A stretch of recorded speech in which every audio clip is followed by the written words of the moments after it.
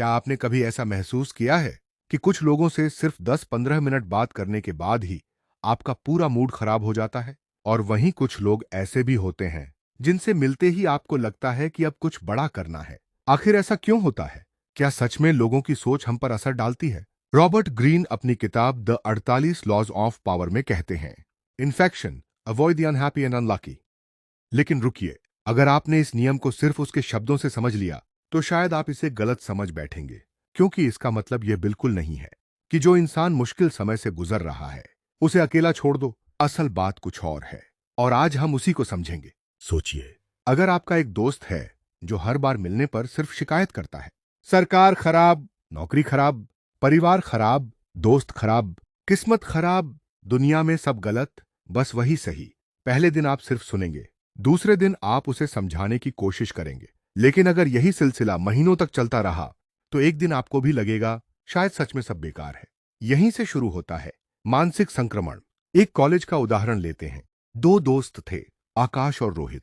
दोनों पढ़ाई में अच्छे थे, लेकिन रोहित की दोस्ती ऐसे लड़कों से हो गई जो हर समय कहते थे, भाई पढ़ाई करके क्या होगा, नौकरी तो जुगाड़ से मिलती है, मजे करो, जिंदगी दोबारा नहीं मिलेगी। शुरुआत में रोहित सिर्फ हंस देता था, फिर उसने क्लास छोड़नी शुरू कर दी, फिर पढ़ाई कम हो गई, फिर परीक्षा खराब हुई, और आखिर में उसे भी यकीन हो गया कि मेहनत का कोई फायदा नहीं।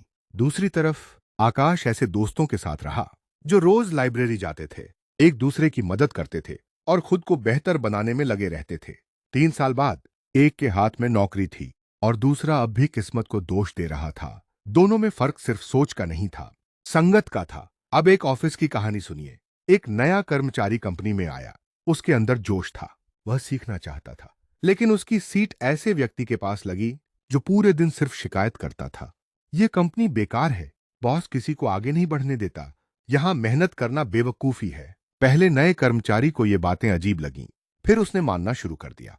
कुछ महीनों बाद वह भी वही बातें नए लोगों से कहने लगा। ध्यान दीजिए, कंपनी नहीं बदली थी, उसकी सोच बदल गई थी। अब एक बिजनेस की बात करते हैं। दो दोस्तों ने मिलकर दुकान खोली। पहला दोस्त जिम्मेदार था, दूसरा हर फैसले में लापरवाह। जब नुकसान हुआ तो उसने कहा, ग्राहक खराब हैं, मार्केट खराब है, किस्मत खराब है, लेकिन उसने एक बार भी यह नहीं सोचा कि गलती उसकी भी हो सकती है। धीरे धीरे उसकी यही सोच उसके पार्टनर पर भी असर डालने लगी और कुछ समय बाद बिजनेस खत्म हो गया। लेकिन अब सबसे जरूरी बात, इस नियम को कभी भी इंसानियत के खिलाफ मत समझिए। अगर आपका कोई दोस्त बीमार है, पैसों की परेशानी में है या जिंदगी के मुश्किल दौर से गुजर रहा है, तो उसका साथ छोड़ देना। इस नियम का मतलब नहीं है, मुश्किल समय हर किसी की जिंदगी में आता है, ऐसे समय में साथ देना ही इंसानियत है।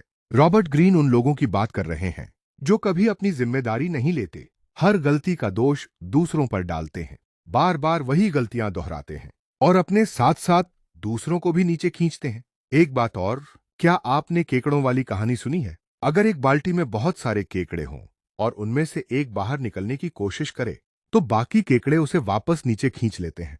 इसे कहते हैं क्रैब मेंटालिटी। असल जिंदगी में भी ऐसे लोग मिलेंगे। जब आप जिम ज्वाइन करेंगे, कोई कहेगा 2 दिन में छोड़ देगा। जब बिजनेस शुरू करेंगे, कोई बोलेगा तुमसे नहीं होगा। जब यूट्यूब चैनल बनाओगे, कोई हंसकर कहेगा इससे कोई सफल नहीं होता। याद रखिए, हर सलाह आपकी भलाई के लिए नहीं होती। कई लोग अपनी हार को आपकी सीमा बना देना चाहते हैं। इस वीडियो से सिर्फ एक बात याद रखिए, दुखी इंसान से नहीं, बल्कि ऐसी सोच से दूरी बनाइए जो आपको भी दुखी बना दे। मदद सबकी कीजिए, लेकिन अपनी मानसिक शांति की कीमत पर नहीं, क्योंकि आपका भविष्य इस बात से तय होता है कि आप अपना सबसे ज्यादा समय किन लोगों के साथ बिताते हैं। अगर आपको यह वीडियो पसंद आया तो इसे लाइक कीजिए, अपने दोस्तों के साथ शेयर कीजिए और चैनल को सब्सक्राइब करना मत भूलिए।